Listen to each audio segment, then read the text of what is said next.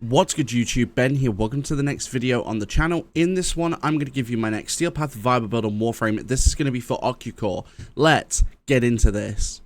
Right, as per usual, I'm going to go over the build and then we'll get into the mission and I'll show you what it can do. So, with Ocucor, its unique trait is it generates up to 4 energy tendrils that lock onto enemies near reticle. Tendrils reset on reload. So the whole point of this build is to never reload. We don't want to reload at all because of the way we've built it. We've got Galvanized Diffusion for 110% multi-shot and on-kill plus 30% multi-shot for 20 seconds, stacks up to 4 times. We've got Galvanized Shot for 80% status chance and on-kill plus 40% direct damage per status type affecting the target for 14 seconds, stacks up to 3 times. Prime Target Cracker for 110% critical damage. Prime Pistol Gambit for 187% critical chance. We've got Sentient Surge, which is an Ocucor exclusive mod. Each target eliminated refills 20% of Ocucor's magazine. Status chance and critical chance are increased by 60% for each tendril active. So we're going to get a lot of status and a lot of criticals because there's an option, well, kills generate up to 4 tendrils. 4 times 6 is 24. That's 240% status chance and critical chance for potentially for 4 tendrils. We've got Frostbite for 60% cold and 60% status chance. Pistol Pestilence for 60% cold and 60% toxin and 60% status chance, and Scorch for 60% heat and 60% status chance. I don't have anything in the extra slot, however you could put stuff like Steady Hands, Lethal Momentum, Pistol Ammo Mutation, whichever one you want. And then in the Arcane slot we've got Cascadia Flare, rank 5 on heat status effect, plus 12% damage for 10 seconds, stacks up to 480%. Before I jump into the mission, I'll quickly show you. So I'm using Atlas Prime because he's one of my biggest tanks. And he has Archon shards. Now, all of them are for either melee critical damage or for maximum energy. Nothing is being added to Atlas himself to make Ocucor stronger. Without any further ado, let's jump into the mission. I'll show you what this thing can do. So, as per usual, we're here at Ocucor in the Void, and I'll quickly explain why we're here. So, the Void is one of the latest game areas in the game, and because of that, you're dealing with the Corrupted. And with the Corrupted, you're dealing with enemies with just health, enemies with health and shields, and enemies with high armor, giving you a more varied example of what your weapon/Warframe can do. So, let's jump in. Now, the tendrils start activating after you get a single kill. Now, the first kill can be slightly slow because of that. But as soon as you get one, that is basically it. It then starts to melt through everything because of the way the tendrils operate. Not to mention, because of the absolute insane critical and status chances we're getting, you're pretty much always landing your statuses and crits. So, because of that, you're able to deal a lot of damage insanely fast.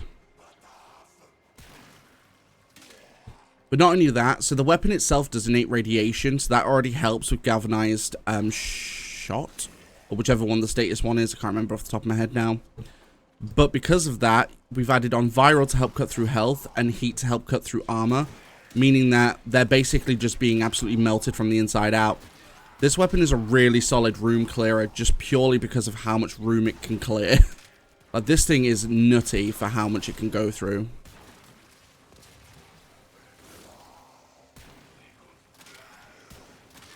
And as per usual, I'll stay in until we get to the Acolyte, just so you can see what this thing does to Acolytes.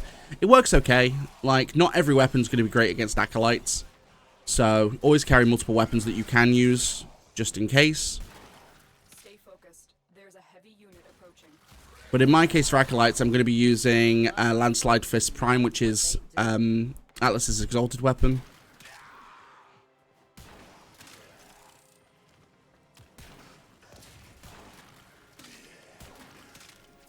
Although some people don't classify that as an exalted weapon, I do because it works the same as the exalted weapons, but eh.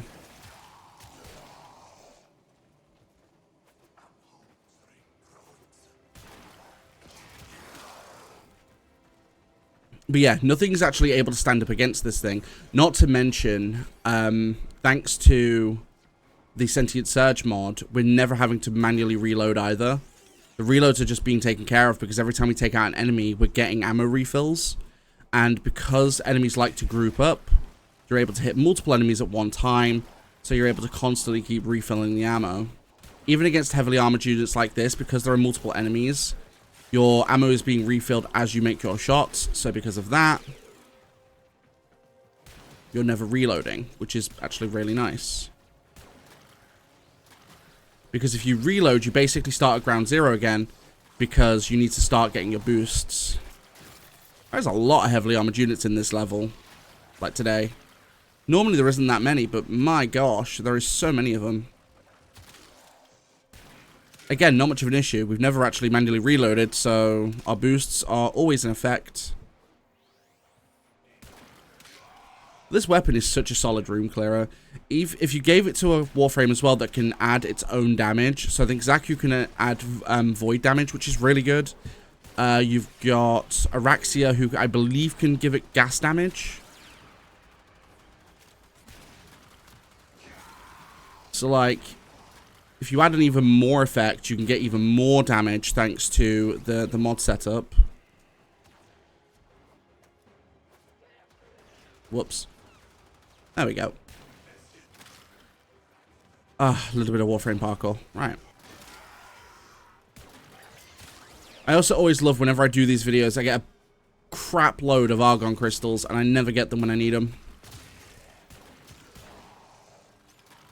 Like, optimal farming with Necros Prime, and I still never get them properly. It's mad.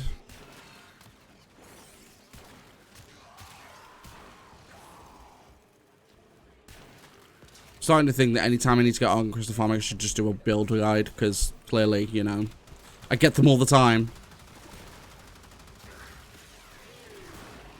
Quite a few heavily armored units here, and we've got the Acolyte coming in, even better.